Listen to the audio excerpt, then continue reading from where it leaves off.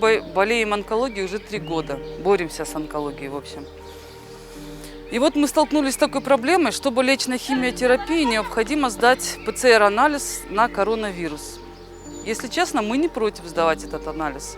Но сдать этот анализ мы можем только в санэпидемстанции. Там ужасная очередь, антисанитария. Дети с онкологией вынуждены ждать на улице под жарой. Извините меня, большой риск заражения, а у этих детей нет иммунитета.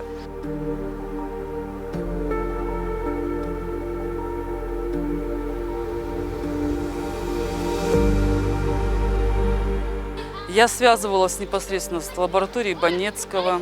Они отвечают, что они проводят этот анализ бесплатно, но только по спискам из Минздрава. А в этом списке в основном медики и милиция. Пациентов, детей там нет. Я вот хотела, чтобы как-то, может быть, детей с онкологией направляли бы в Банецкого. Там же все-таки риск заражения меньше. Я готова заплатить за анализ. Я с удовольствием заплачу. Но я хочу, чтобы мой ребенок сдавал анализ в нормальных условиях.